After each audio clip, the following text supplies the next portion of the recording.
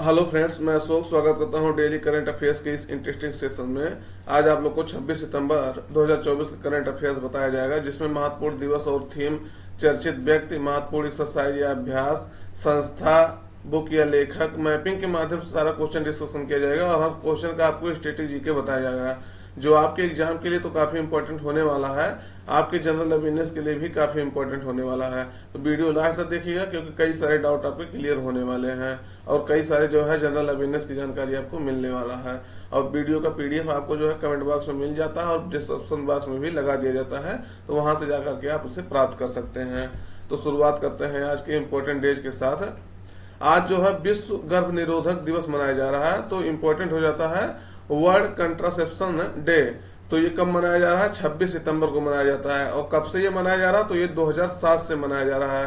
तो इम्पोर्टेंट हो जाता है जो है, ये क्वेश्चन एक बार पूछा गया है, ये एक बार हम मतलब देखें और पता नहीं उसके बाद कितना बार पूछा गया है। इसका थीम क्या है? थीम ये है कि a choice for all, freedom to plan, power to choice.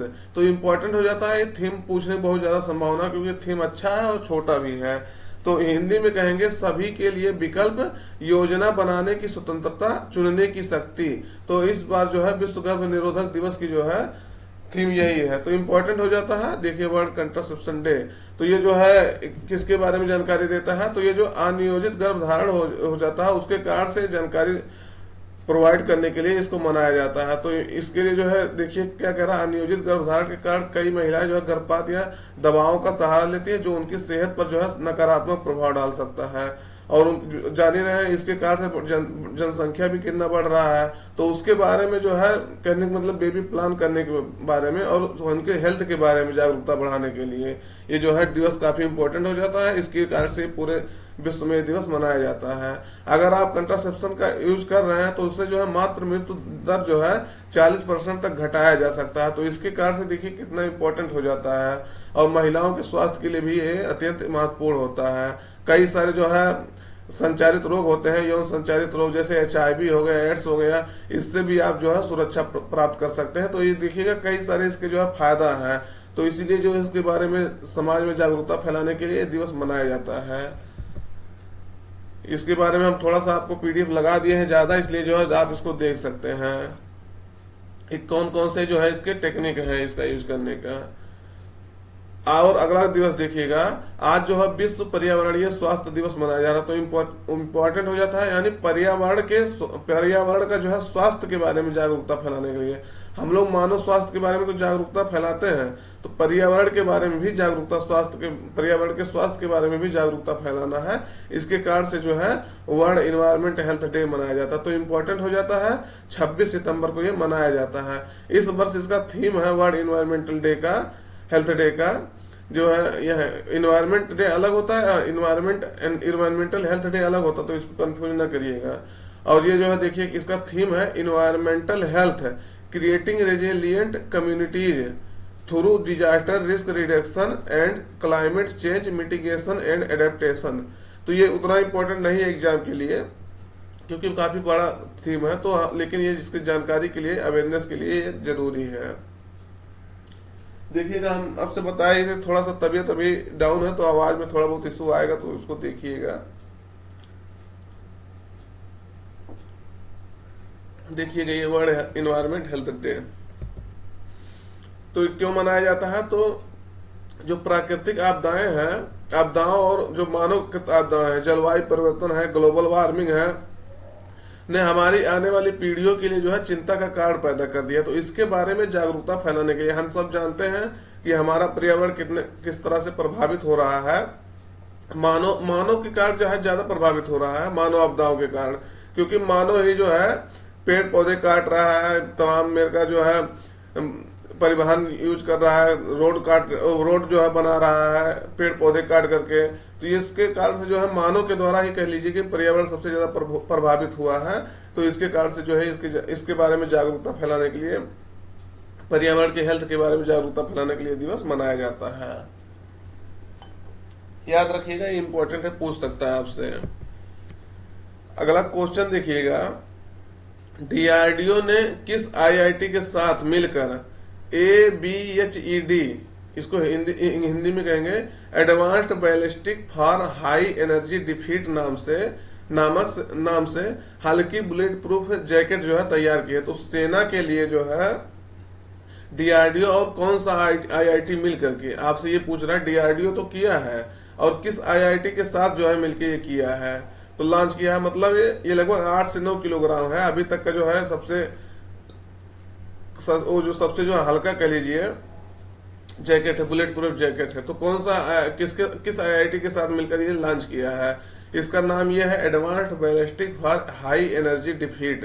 तो ये जो है काफी बड़े स्तर पर अगर कोई वार करता है तो वहां से भी उसको हाई एनर्जी से ये निकल सकता है या बच सकता है, तो इम्पोर्टेंट हो जाता है इसके लिए।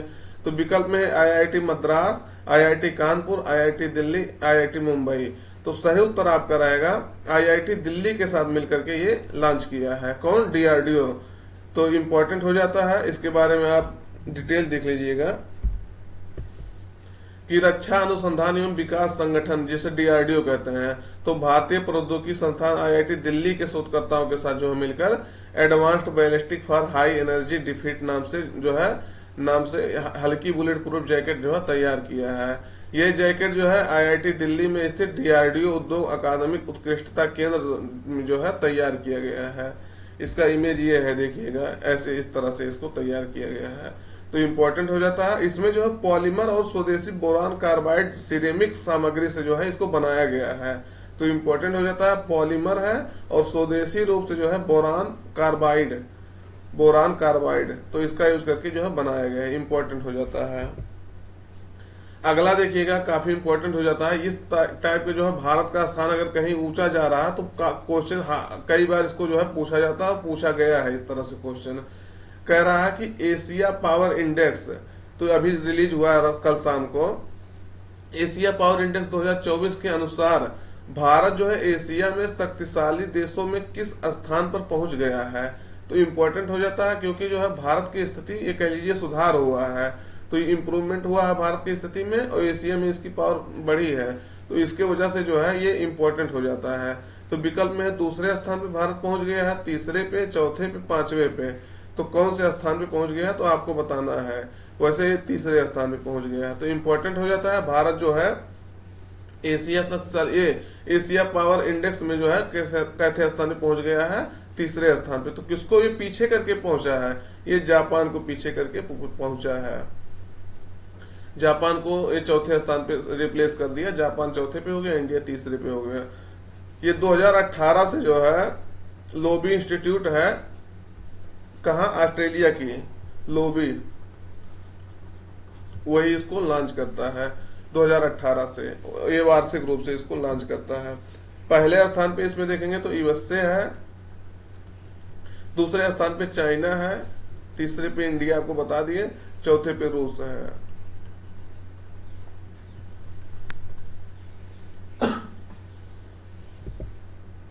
देखिएगा इंडिया सरपास जापान को सरपास कर दिया, तो रैंक जो है 3rd लाया है। ये जो है इंपॉर्टेंट हो जाता है, ऑस्ट्रेलिया थिंक टैंक है, ऑस्ट्रेलियन थिंक टैंक है।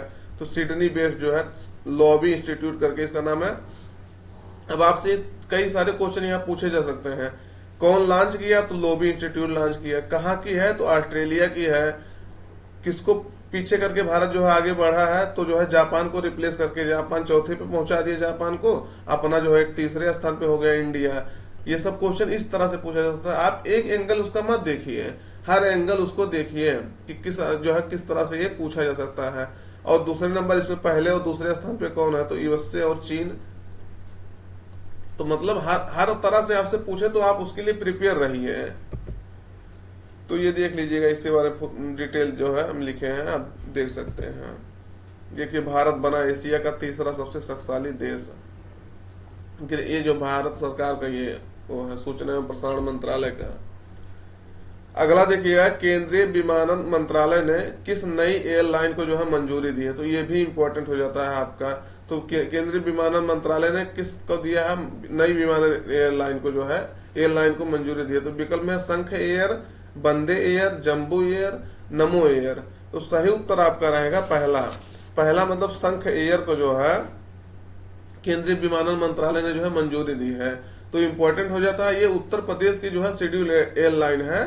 तो उत्तर प्रदेश की अभी जो है ये शेड्यूल लाइन है, जो उत्तर प्रदेश की राजधानी जो है लखनऊ से और नोएडा के बीच में चलाया जाएगा। शुरुआत में नोएडा, तो इम्पोर्टेंट हो जाता है कहां से, लखनऊ से नोएडा के बीच में। उसके बाद ये धीरे धीरे करके पूरे जो है जितने भी जो है बड़े सिटी हैं वहां तक इसको पहुंचाया जाएगा। तो इम्पोर्टेंट हो जाता है ये कौन लॉन्च किया है, तो इसके बारे में जो है इसके हेड जो है श्रवण कुमार विश्वकर्मा इसके हेड हैं। तो इम्पोर्टेंट हो जाता है संघ एयर के जो है हेड इसके ये कौन है, ये हो सकता है आपसे पूछा जा सकता है। तो श्रवण कुमार विश्वकर्मा इसके हेड हैं। तो ये लखनऊ से जो है नोएडा में चलेगा, तो इम्पोर्टेंट हो जाता है। इसके बारे में आप इंग्लिश में शायद हो सकता है आप कंफर्टेबल ना हो, लेकिन हम ऐसे दिखाने के लिए जो है आपको लगा दिए हैं कि न्यूज में ये था। तो देखिएगा ये संघ एयर है, ये देखिएगा संघ एयर। तो अब आपको जो है इसका टिकट बुक होने लगा है, तो इससे आप यात्रा कर सकते हैं संघ एयर से। अगला देखिएगा 25वें अंतरराष्ट्रीय भारतीय फिल्म अकादमी IIFA पुरस्कार समारोह 2025 का आयोजन कहाँ किस शहर में होगा। तो ये आपको ये बता दें पहले कि ये भारतीय फिल्म अकादमी का पुरस्कार समारोह है, लेकिन ये विश्व के अलग अलग देशों में अलग अलग साल मतलब ये आयोजन इसका होता है। तो इम्पोर्टेंट हो जाता है इसके कारण से अब की बार किस शहर में होगा, अब की बार इंडिया के शहर में होगा। तो विकल्प में नई दिल्ली, जयपुर, पणजी, मुंबई। सही उत्तर आपका रहेगा जयपुर। इम्पोर्टेंट हो जाता है राजस्थान के जयपुर में जो है इसको आयोजित किया जाएगा। क्या था अगले वर्ष का ये है, देखिएगा ये अगले वर्ष होगा।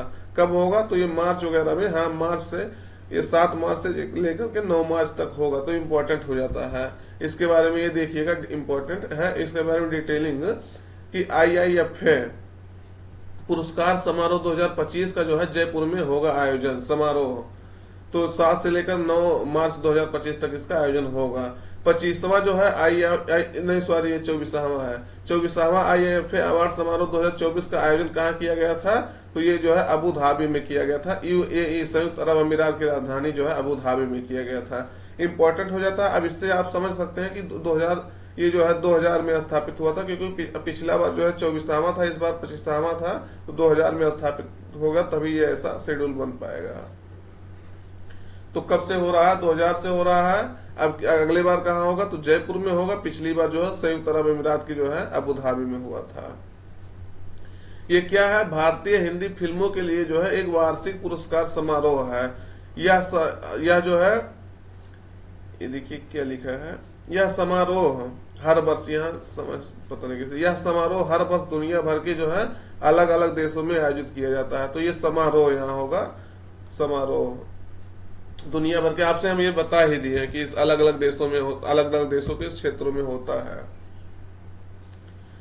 अगला क्वेश्चन देखिएगा कि हाल ही में किस भारतीय फिल्म प्रोड्यूसर को जो है यूके संसद में ग्लोबल प्रेस्टीज अवार्ड से सम्मानित किया गया है।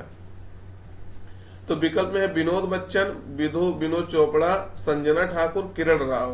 तो ये जो प्रोड्यूसर है फिल्म का प्रोड्यूस करते हैं, तो ये किसको किया गया है, तो विनोद बच्चन को जो है इस ग्लोबल प्रेस्टीज अवार्ड से जो है सम्मानित किया गया है यूके के संसद में। तो इम्पोर्टेंट हो जाता है हाउस ऑफ लॉर्ड्स में जो है इसको सम्मानित किया गया है। तो ये क्वेश्चन जो है इंटरनेशनल लेवल पे जाकर के कोई अवार्ड पा रहा है भारत का जो है फिल्म प्रोड्यूसर, तो इम्पोर्टेंट हो जाता है इसके कार्ड से। ये देखिएगा ये फिल्म प्रोड्यूसर जो है विनोद बच्चन है। तो इसको उनको ऑनर किया गया, सम्मानित किया गया हाउस ऑफ लॉर्ड्स में। तो ये देखिएगा यूके का पार्लियामेंट का उच्च सदन है हाउस ऑफ लॉर्ड्स। ये जो विनोद बच्चन जो है ये कई सारे फिल्म इनका देखे होंगे, तनु वेट्स मनु, जिला गाजियाबाद, गिनी वेट्स सनी, और उसके बाद शादी में जरूर आना, शायद आप सब देखे होंगे। ये देखने लायक मूवी है जो है हर स्टूडेंट के लिए, तो ये इम्पोर्टेंट हो जाता है। तो इस तरह से मूवी को जो है ये बनाए हैं, ये है देखिएगा विनोद बच्चन।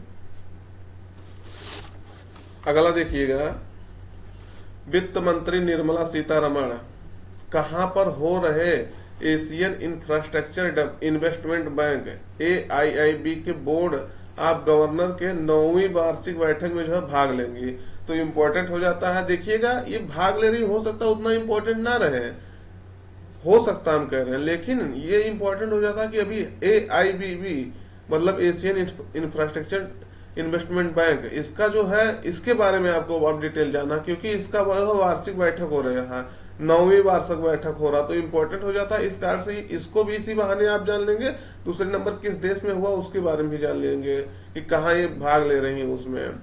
तो विकल्प में उज्बेकिस्तान, जापान, कजाकिस्तान, सिंगापुर। सही उत्तर आपका रहेगा उज्बेकिस्तान।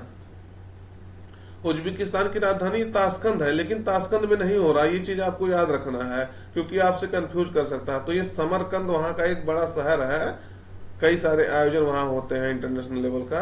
तो इस समरकंद में इसको आयोजित किया जा रहा है। भाग लेंगे हमारे देश के जो है वित्त मंत्री निर्मला सीतारमण। कब से कब चलेगा इसका आयोजन? तो 25 से लेकर के 26 सितंबर तक। देखिएगा आवाज में हमको बोलने में थोड़ा तकलीफ हो रहा है, क्योंकि जब हम आवाज तेज से थोड़ा बोलने पर ऐसा तो हमारे गले में दर्द हो रहा है अभी, क्योंकि जो है जुकाम वगैरह काफी तेज हो गया था। तो इसके कारण से मतलब थोड़ा सा एडजस्ट करिएगा। तो इसके बारे में देख लीजिए, उज्बेकिस्तान ये है, उज्बेकिस्तान की राजधानी ताशकंद है। यहाँ जो है हमारे देश के प्रधानमंत्री का जो है मृत्यु हुआ था। तो आप ये बताइएगा कौन से वो प्रधानमंत्री हैं, किस नंबर के, कौन सा, क्या उनका नाम था। तो ये कहाँ हो रहा है? ये समरकंद यहाँ है, देखिएगा समरकंद ये शहर है, यहाँ हो रहा। तो उज्बेकिस्तान के आसपास जितने देश है, जैसे कजाकिस्तान हो गया, कजाकिस्तान इधर है, कजाकिस्तान इधर भी इसके है, देखिएगा दोनों। तुर्कमेनिस्तान हो गया, तजाकिस्तान हो गया, ये इधर जितने भी हैं, किर्गिस्तान, ये सब जो मतलब आप जो भी न्यूज में रहे वहां जाकर के एक बार मैप के अपने माध्यम से उसको देख लीजिए। हम तो बता ही देते हैं मान लीजिए, लेकिन आप देखेंगे तो आप बहुत इससे फायदा आपको मिलेगा। ये क्वेश्चन आपका पूछा गया है कि अरल सागर जो है ये सिकुड़ रहा है, ऐसे करके पूछा था। तो ये किस किस देश के बीच में स्थित है? तो कजाकिस्तान और उज्बेकिस्तान के बीच में अरल सागर है। इस तरह से आप पढ़िए, जो आपका मतलब यहाँ आप करंट पढ़ रहे हैं, लेकिन आपका ये न्यूज में है कि अरल सागर जो है कहाँ है, तो आपको बता दिए यहाँ है। दूसरे नंबर जो ये कैस्पियन सी है, देखिएगा एक कैस्पियन सी, इससे ये सीमा साझा नहीं करता, ये भी क्वेश्चन आपका पूछा गया है। तो उज्बेकिस्तान में जो है ये इसका सीमा जो है, उज्बेकिस्तान जो है कैस्पियन सागर से सीमा साझा नहीं करता है। तो इम्पोर्टेंट हो जाता है। यहाँ नीचे ईरान है, इससे सीमा साझा नहीं करता ये। तो इस तरह से पढ़ा करिए कि जो पूछे तो आपको जो है ये ना लगे कि मतलब आप पढ़े नहीं है इस तरह से। तो ये अरल सागर ये देखिएगा, इस तरह से आपको पूछा गया किस देश के बीच में है, किस देश के बीच में जो है, दो देश के बीच में है। और उज्बेकिस्तान ये यहाँ है, देखिए इसकी राजधानी ताशकंद। तो इसके बारे में मतलब आप डिटेल इस तरह से देखा करिए। ये देखिएगा यह बैठक जो है उज्बेकिस्तान के समरकंद में आयोजित होगा 25 से लेकर 26 सितंबर तक। तो आपको हम बता ही दिए। तो एशियन इंफ्रास्ट्रक्चर इन्वेस्टमेंट बैंक जो है, इसका 2016 में पूर्ण रूप से फॉर्मेशन हुआ था, स्टेब्लिश हुआ था। 2015 में उसे हो गया था, लेकिन ये पूर्ण रूप से 2016 में अपने रूप में आया था। इसका हेडक्वार्टर आपसे पूछा गया है, फिर पूछा जा सकता है। तो बीजिंग में इसका हेडक्वार्टर है, चीन के बीजिंग में। भारत जो है चीन के बाद इस बैंक का दूसरा सबसे बड़ा शेयर होल्डर है। ये क्वेश्चन आपको डायरेक्टली पूछा जा सकता है विकल्प में करके के। तो भारत जो है दूसरा सबसे बड़ा, अब बताइए 109 देश का जो है मेंबर का ये कोई बैंक है, इस तरह का बैंक, और उसमें जो है भारत दूसरा सबसे बड़ा शेयर होल्डर है। तो ये क्वेश्चन जो है इंपॉर्टेंट हो जाता है, इसलिए जो है। तो 109 इसमें मेंबर टोटल है। इसमें आप देखेंगे तो 109 में 42 जो है सबसे ज्यादा 42 एशिया से है। आप हम पूरा लिख नहीं रहे, आपको बता दे रहे हैं वैसे सिर्फ। 26 दूसरे नंबर पे 26 यूरोप से हैं। तीसरे नंबर पे आपका 22 जो है अफ्रीका से है, अफ्रीका से। वही 9 जो है ओशिनिया, मतलब ऑस्ट्रेलिया के आसपास वाले जितने हैं ओशिनिया। उसके बाद से आप देखेंगे 8 साउथ अफ्रीका से, south Africa, sorry south America, ये अफ्रीका नहीं, साउथ अमेरिका। साउथ अफ्रीका जो है कोई महाद्वीप ही नहीं है, तो साउथ अमेरिका जो है ये है। अफ्रीका से हम आपको यही बता दिए 22 है। और अमेरिका से कितना देखेंगे, उत्तर अमेरिका से तो 2 north America, 8 south America, 42 Asia, 26 जो है यूरोप, 22 अफ्रीका, 9 ओशिनिया से जो है मेंबर हैं। ये देखिएगा इसके बारे में भी थोड़ा सा है। लार्जेस्ट इंडिया जो है सेकंड लार्जेस्ट शेयर होल्डर है, 7.6% जो है शेयर इंडिया का है। तो चाइना के बाद इसका सेकंड नंबर पे। आपको हेडक्वार्टर वगैरह हम सब पूरा बता दिए। ये मल्टी लेटरल डेवलपमेंट बैंक है, तो इम्पोर्टेंट हो जाता है। अगला देखिएगा कि भारत का पहला CO2 से मेथनॉल पायलट प्लांट है। मतलब CO2 से मेथनॉल बनाने का पायलट प्लांट है। पायलट मतलब जो होता है किसी चीज को जो है पहले चेक किया जाता है कहीं एक स्थान पे लगा करके। तो पायलट प्लांट जो है कहाँ स्थापित करने का निर्णय लिया गया है? विकल्प में है नई दिल्ली, पुणे, मुंबई, इंदौर। तो सही उत्तर आपका रहेगा बी, पुणे। महाराष्ट्र के पूणा में, या पूना या पूणा, जिसको जो भी कर रहे हैं, पुणे उसका नाम हो गया, लेकिन पूना पूना इसको सब कहते हैं। तो पूना में इसको स्थापित किया जाएगा। अगला देखिएगा, हरनी अमर सूरिया को किस देश का जो है प्रधानमंत्री नियुक्त किया गया है? तो विकल्प में है श्रीलंका, बांग्लादेश, थाईलैंड, इंडोनेशिया। तो सही उत्तर आपका है श्रीलंका। इंपॉर्टेंट हो जाता है, यहाँ क्या लिखा है? अपॉइंट किया गया, इनका चुनाव नहीं हुआ, इनको नियुक्त किया गया है। तो ये कौन से हैं? अभी हम कल आपको कल नहीं परसों बताए थे यहाँ के राष्ट्रपति का चुनाव हुआ, कौन जीता है, इसके बारे में भी आपको बता देते हैं, क्वेश्चन वो लिए हैं। तो ये जो है ये दिल्ली यूनिवर्सिटी से पढ़ी है, तो इम्पोर्टेंट हो जाता है क्योंकि दिल्ली से भी पढ़ी है। दूसरे नंबर से हमारे यहाँ से जो है, हमारे यहाँ से सटा हुआ ही जान लीजिए देश है, मतलब हमारे बगल का पड़ोसी देश है, तो इसीलिए जो है काफी न्यूज में रहता है। तो इसके कारण से हरनी अमर सूरिया को जो है नियुक्त किया गया, इसके कारण से इम्पोर्टेंट हो जाता है। ये देखिएगा, ये श्रीलंका है, ये इंडिया है। कल आपके इसके बारे में पूरा बताए थे, इसको आप डिटेल में देख लीजिएगा। ये देखिएगा, इनको नियुक्त किया गया था। तो अनुराग कुमारा दिसानायके को जो है कहाँ का? श्रीलंका का राष्ट्रपति नियुक्त किया गया था। तो ये क्वेश्चन उस दिन का 5वां क्वेश्चन था।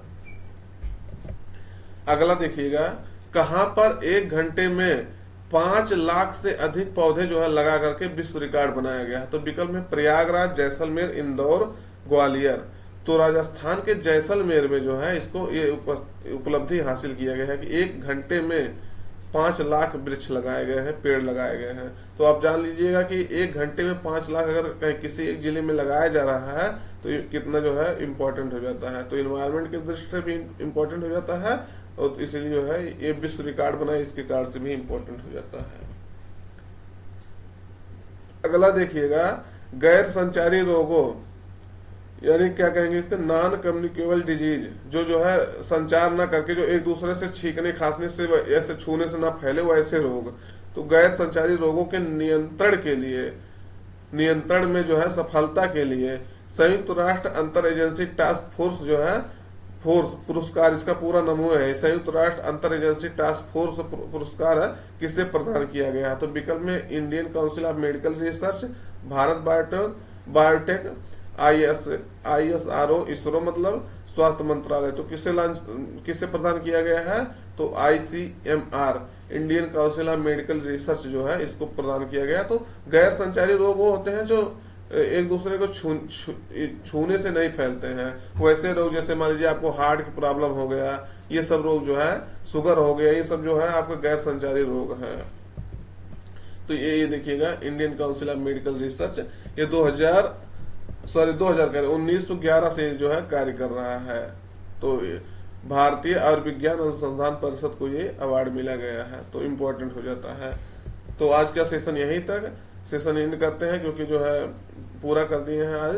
और देखिएगा, इस पे आप भरोसा कर सकते हैं कि मतलब हाँ, मैं कभी भी जो है न्यूज हो सकता है एक दिन आगे पीछे हो, लेकिन मैं पूरा न्यूज आपको कवर कर देता हूँ कि किसी तरह से, मतलब हो सकता है एक दिन आगे पीछे हो, टाइम कम रहे, कोई न्यूज जो है ना उतना वो कर पाए, लेकिन तो उसको आगे पीछे करके कमेंट कर देता, वो जो है उसको कवर कर देता हूँ। लेक्चर कैसा है कमेंट करके जरूर बताइएगा, और अपने मित्रों तक शेयर कर दीजिएगा। अगर चैनल पे पहली बार आए हैं तो चैनल को सब्सक्राइब कर लीजिएगा, क्योंकि कई सारे जानकारी जो है आपको हम इस जनरल अवेयरनेस के लिए भी आपके इम्पोर्टेंट वाला जानकारी देते हैं। उसके बाद क्वेश्चन तो आपका इम्पोर्टेंट रहता है कि जो एग्जाम में पूछा जाएगा। आप देखिएगा, आप इतना हम कह रहे हैं कि आप कभी भी जो है देखिएगा इसको सॉल्व करके, और जब आएगा पेपर तब देखिएगा कि किस लेवल पे मैं बताता हूँ, किस लेवल पे क्वेश्चन पूछा जाता है। किसी भी एग्जाम में बैठ जाएगा, अगर डायरेक्टली क्वेश्चन ना पूछे जाएगा तो हमसे फिर आके मिलिएगा। तो आज के लिए इतना ही, तब तक के लिए धन्यवाद।